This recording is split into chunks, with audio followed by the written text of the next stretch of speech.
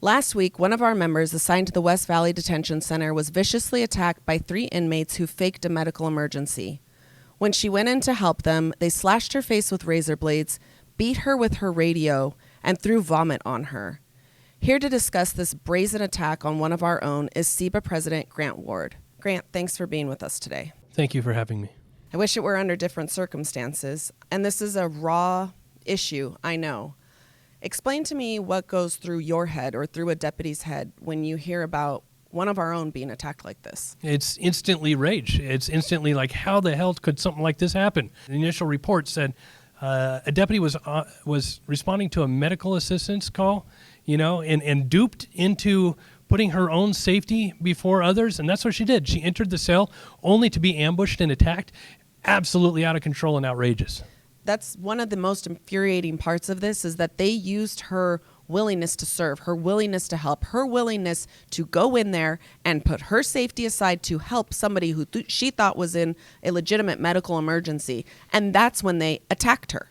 Absolutely right. So you have one inmate who's laying in wait, feigning a seizure. You have another inmate who's acting like she's tending to her and trying to help her. Now, not only that, they had a third inmate who was a lookout to let them know, all right, now's the time to go. It's action time. The fact that it was so strategic, so calculated, but the fact that she's okay, that is the amazing part. And how is she doing? Under these circumstances, she absolutely could have been, very severely injured or killed. But under the circumstances, she's a fighter.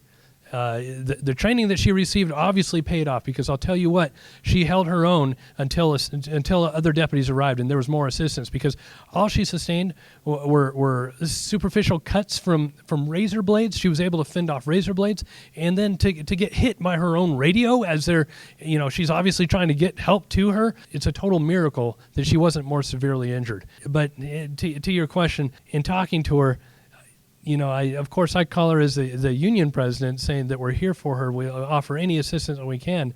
And her attitude was, sir, it's kind of my job. And that is one thing that gets tossed around a lot. And I don't mean this in any difference to our member, who did say out of her own humility, this is my job. But for others, it's not your job to be assaulted. It's not your job to be assaulted. It's not your job to worry about whether or not someone's going to have your back, or whether or not the state of California is going to put laws in place that will prevent things like this. That's not your job.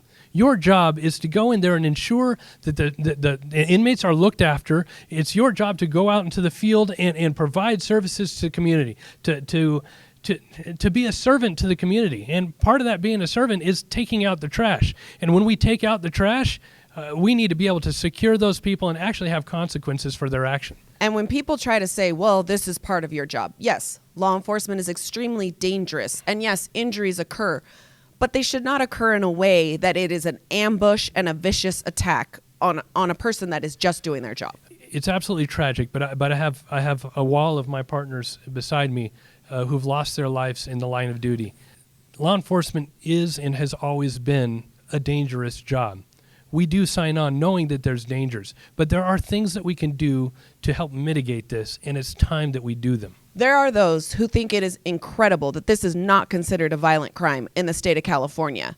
What can they do to help change the tide of public safety in this state? Assault on a police officer in a correctional environment is not a violent crime. Assault, battery by gassing, getting feces or vomit, in this case, vomit thrown on you, is not violent. Are you kidding me? That's ridiculous. There's all kinds of, bacteria. There's all kinds of things that could happen, all biohazard. If that happened to anybody in the public, it's non-violent in the state of California. If someone threw a cup of vomit on you at the grocery store, on your mother at the grocery store, on your little sister, you would think that the state would think that, that's pretty violent. Let's do something. It is not. If someone attacked your grandmother with anything but a gun in the state of California, is nonviolent. It's very important for the voters in this region, for the voters in this state to know that these things are occurring. When they're shocked about this attack on our deputy, it's not that we just care about law enforcement. It's that if they're willing to do this to a deputy, who won't they do this to? And when does it matter? When does it count? For those of us that want to do the right thing and do the right thing every single day, that look at the bad side and think, well, you know what? it's okay, someone will do something about it. Well, guess what? This state has chosen not to do something about it, and it's time that we take the state back. It's time for us to tell our legislators to do what we elected you to do. This attack by 3 inmates, calculated, cold, and brazen. This is a fact, and people are upset by this fact. How do they get involved? KeepCalSafe.org is step number 1. Well, check it out, and you'll see that there's an initiative that's going to be on the ballot that they need to make sure that they get the word out.